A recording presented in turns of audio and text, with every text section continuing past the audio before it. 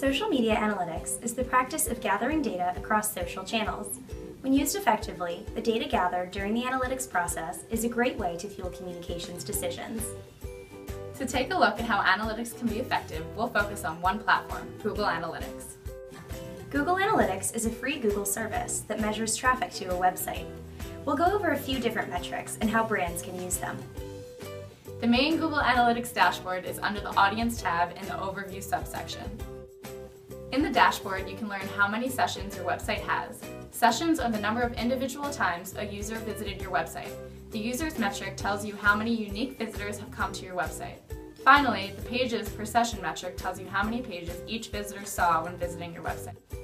Also under the Audience tab is the Mobile subsection.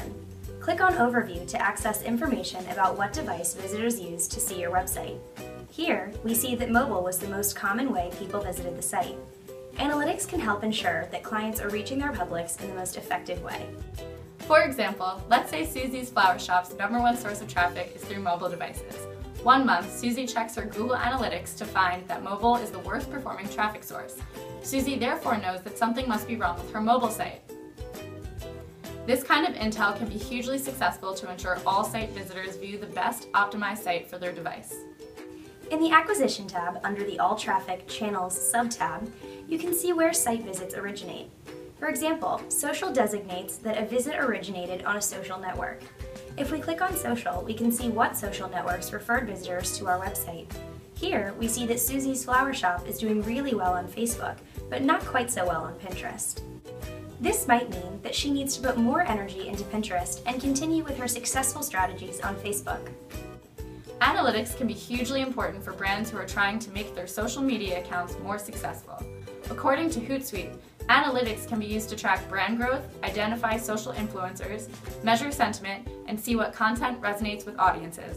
After public relations teams know this information, they can change their tactics on social media to more effectively reach and communicate with publics. The ability to affect positive and measurable change is perhaps the greatest strength of analytics, but there are weaknesses too. The greatest weakness is that analytics are just data.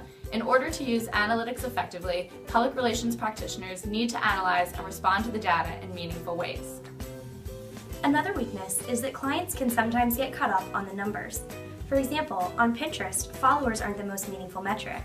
The way users engage with content, for example, repinning and liking, can be a more accurate measure of success.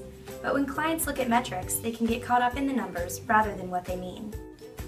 These strengths and weaknesses remain true across all analytics platforms, and as with the number of metrics, there are a handful of analytics platforms too.